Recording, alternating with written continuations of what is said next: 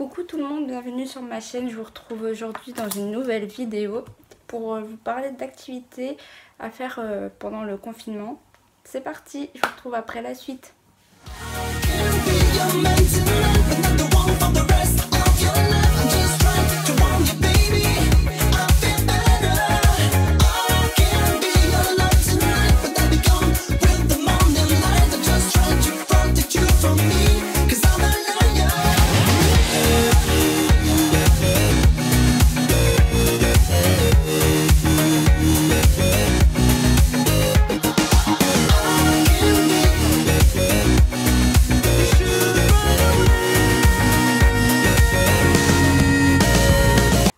Comme tout le monde, vous avez regardé les informations et vous avez suivi que si tout se passe bien, le confinement devrait durer jusqu'au 11 mai. Donc pour ceux qui ne savent plus trop quoi faire, j'ai prévu 20 idées d'activités à faire. J'espère que vous trouverez des inspirations. C'est parti. Si je regarde en bas, c'est parce que j'ai mon ordinateur. La première activité, c'est d'organiser ses prochaines vacances, si on peut sortir d'ici là. De découvrir de nouvelles villes sur internet. On a la chance d'avoir internet. Vous pouvez découvrir des villes en France. Je pense des villes par exemple comme La Rochelle, Tours. Des villes où on ne pense pas forcément à aller, mais qui ont quand même des choses historiquement intéressantes à découvrir. Vous pouvez regarder toutes les activités à faire, la culture, tout ce qui est musée. Le centre-ville, c'est super intéressant. Tout ce qui est centre-ville, visiter les lieux historiques, regarder sur les sites officiels des offices de tourisme par exemple ce qu'on peut faire, les activités, etc. Ensuite, la deuxième idée, c'est apprendre des départements de France ou les pays du monde comme vous voulez. De savoir placer les départements, les numéros quand on va dans un département, ça peut toujours servir, on ne sait jamais. Puis ça peut faire passer le temps. Pareil pour les pays du monde et les capitales. J'ai aussi fait ça en contrôle au BTS. Et après vous pourrez vous la raconter parce que vous saurez les départements et les préfectures aussi. Petit 3, travailler sur ses projets personnels.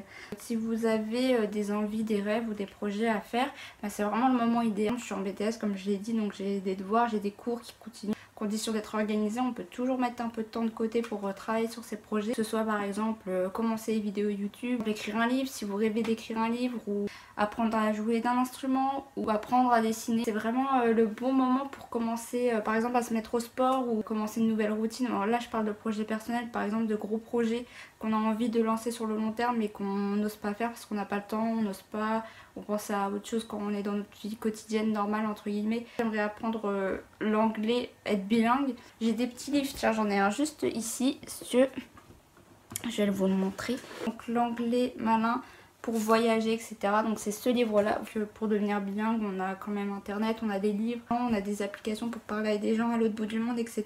C'est vraiment le moment de se lancer dans ses idées et de créer, d'être créatif.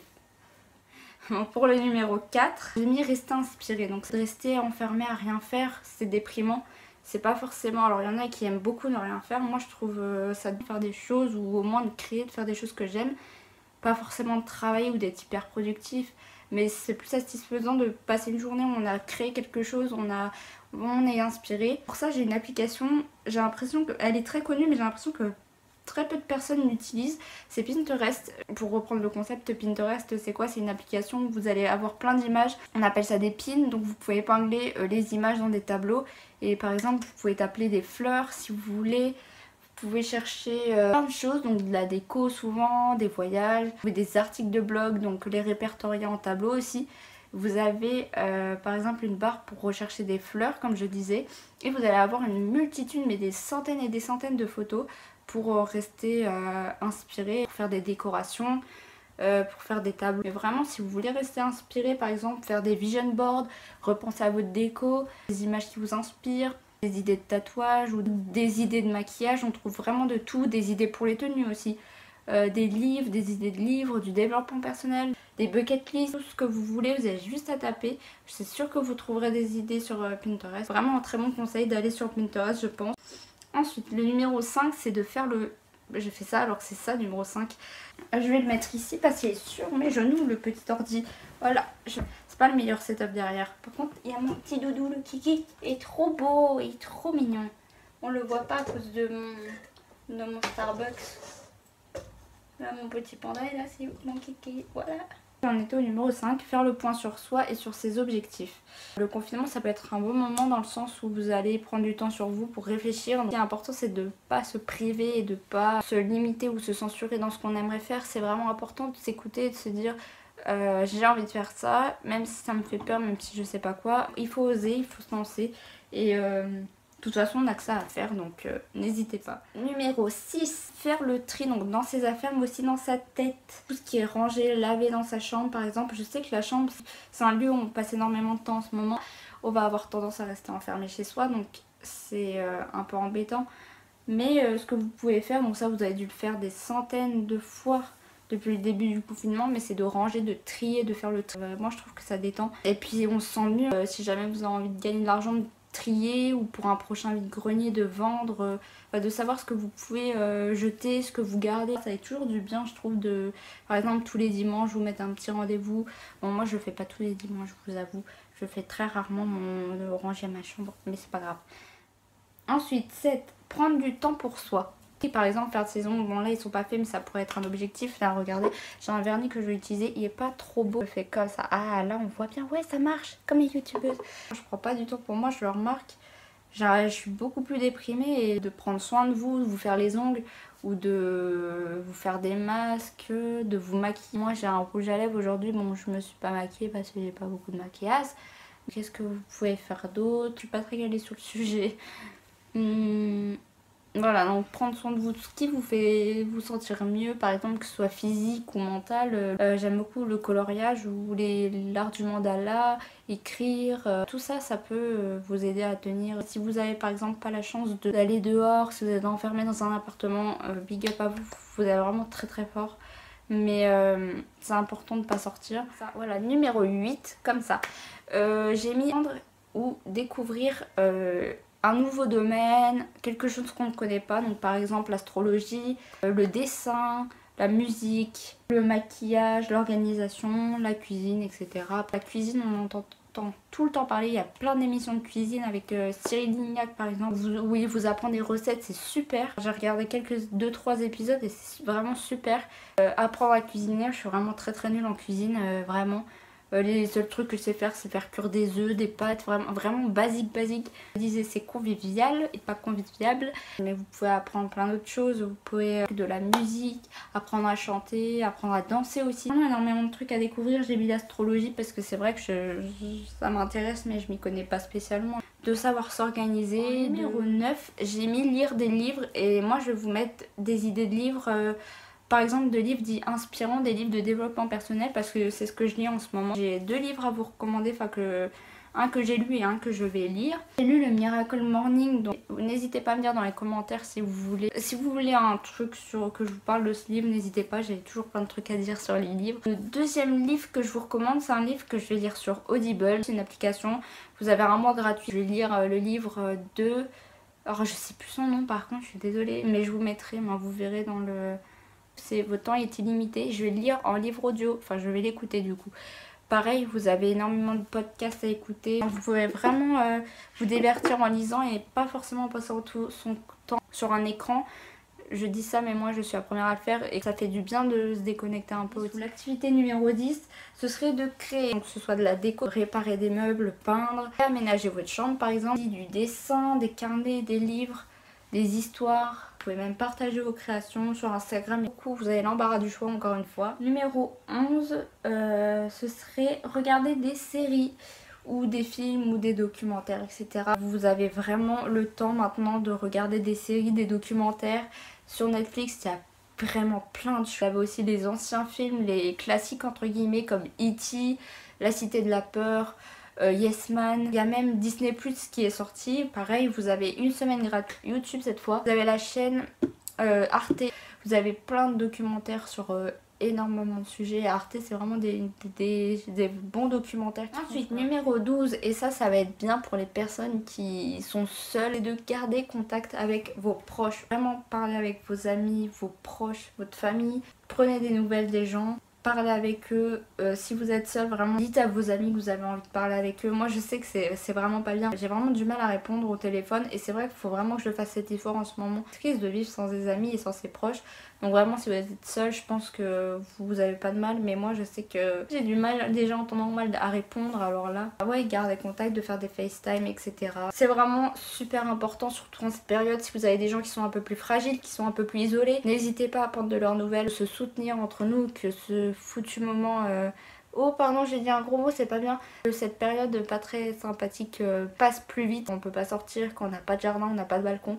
Ça doit vraiment être très très compliqué. Donc si on peut se divertir et se soutenir, surtout qu'en ce moment il fait très très beau. Garder contact avec ses proches, même passer un appel à vos grands-parents. Voilà, moi je sais que je le fais pas et j'aimerais vraiment le faire. Garder contact, c'est vraiment très important. Numéro 13. Faire des sports différents. On a l'habitude de faire du sport pour maigrir ou pour perdre du poids. Je pense qu'on peut faire du sport au lieu de se mettre la pression pour être belle ou beau. Faire du sport pour s'amuser. Vous avez du sport, du yoga. Vous pouvez faire du badminton si vous avez un jardin. Apprendre à faire du foot, faire des jongles, etc.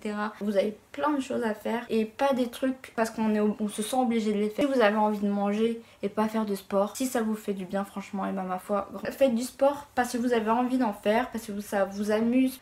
Vous avez énormément de chaînes par exemple qui sont dédiées dans le sport, etc. Ça permet de rester en forme le sport, donc c'est génial. Et c'est une non-sportive qui vous dit ça. J'ai mis un numéro 14, apprendre ou s'améliorer dans une langue étrangère. J'adore apprendre les langues étrangères, j'adore. Mon rêve ce serait de parler énormément de langues. Je pense qu'on fouille dans ces placards, je suis sûre qu'on a tous des petits livres pour apprendre telle ou telle langue. Découvrir des langues mortes comme le latin, ça peut être intéressant si vous savez vraiment pas quoi faire. Et sur internet vous avez énormément de choses pour apprendre, mais vous pouvez toujours apprendre d'une manière ludique avec tout ce qu'on a sur internet. C'est plus que faire passer le temps, ça peut nous faire apprendre et c'est vraiment génial je trouve. Numéro 15, et là c'est un peu paradoxal avec tout ce que je viens d'énumérer précédemment, c'est apprendre à se déconnecter des écrans. Donc que ce soit les téléphones, les ordi, les télés, les chaînes d'infos continues. Il n'y a rien de pire pour stresser. Après, je vous dis pas je vous interdis pas et vous faites ce que vous voulez, mais c'est vrai que je trouve que c'est hyper anxiogène et des fois les débats n'ont vraiment aucun sens et c'est vraiment juste pour faire une émission. Apprenez à vous déconnecter même des téléphones, vous pouvez faire du sport, trier, écrire, lire, apprendre plein de choses sans forcément être sur un écran. Je sais que c'est hyper paradoxal avec ce que j'ai dit précédemment. Faire le point sur vous, imaginez votre vie future, comment vous aimeriez qu'elle soit, la fin de cette année, qu'est-ce que vous aimeriez rattraper, qu'est-ce que vous allez faire après le confinement. Il y a toujours plein de choses à faire, même sans les écrans, je vous assure. Ça, c'est marqué se rappeler du bon vieux temps. Je vais parler des souvenirs, par exemple vous rappelez des photos quand vous étiez petit. Quelques années maintenant, une boîte de Scooby-Doo, enfin, un petit sachet où il y a énormément de Scooby-Doo et je me dis ce serait vraiment drôle que je m'y remette. Et j'ai un petit fascicule ou un petit livre pour apprendre à faire des Scooby-Doo. Les billes, jouer aux billes, pourquoi pas, ce serait rigolo tiens. Réapprendre à faire des rainbow-loons, ça s'appelait. Voilà, ça rappelle le bon vieux temps et puis ça fait passer le temps aussi du confinement. Donc c'est vraiment pas mal. Ensuite, numéro 17, rester cultivé. Alors ça c'est un conseil qui va rejoindre encore une fois beaucoup d'autres conseils. Vous pouvez regarder des chaînes YouTube qui sont très intéressantes, qui sont vraiment enrichissantes, comme Arte par exemple. Vous pouvez évidemment regarder des documentaires, faire des recherches sur l'actualité, lire des magazines, je sais plus à quoi je pensais quand j'ai écrit ça. J'ai écrit ça, mais rester cultivé, ça peut être aussi redécouvrir des livres. Je suis sûre que vous avez des petits livres chez vous sur un thème, par exemple sur la météo ou sur... c'est un livre sur comment ont été créés... c'est tout ce qui est machine. Par exemple, les manèges dans les parcs d'attractions, l'éolienne, comment ça fonctionne. C'est explicatif, c'est super intéressant. J'ai des livres sur la nature, sur la météo. Vous avez beaucoup de chaînes par exemple sur l'art qui peuvent être vraiment intéressantes.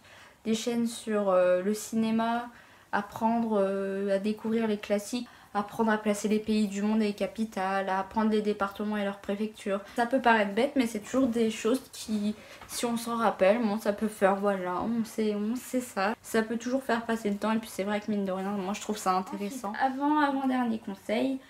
Pour ceux qui sont en cours, je vous conseille de faire un planning qui alterne les cours évidemment, mais aussi le plaisir.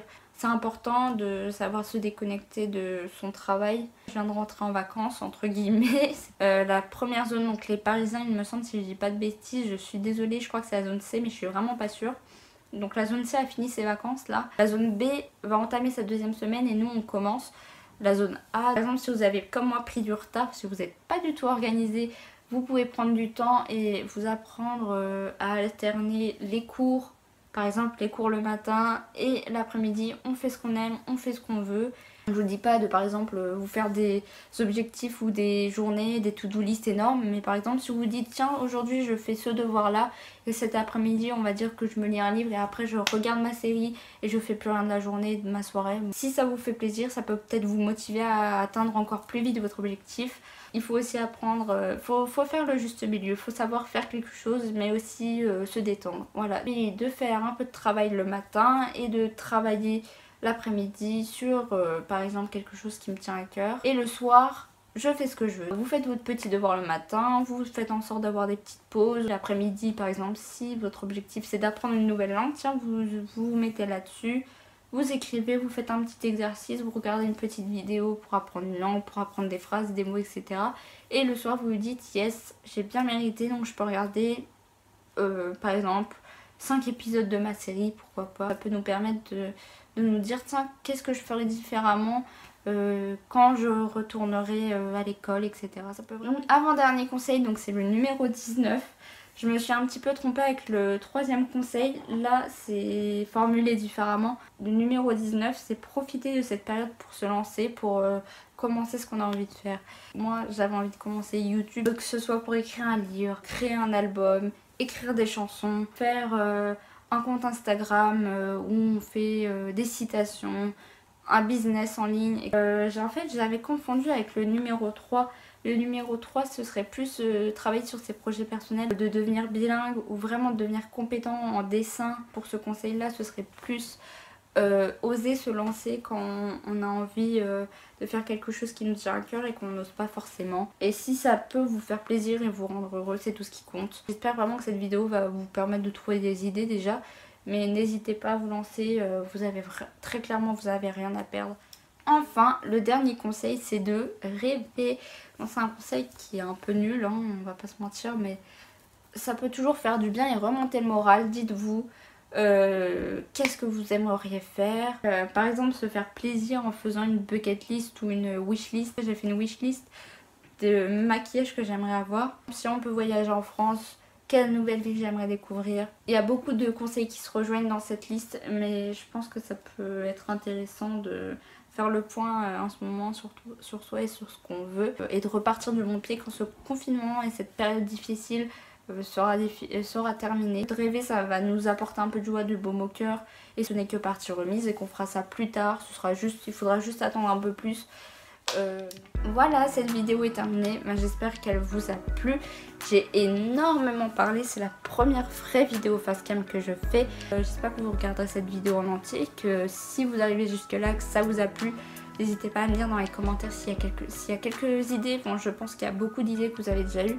S'il y a des idées qui vous plaisent, n'hésitez pas à me le faire savoir dans les commentaires. Je les lirai avec plaisir. C'est important de rester chez soi surtout. Attention, hein.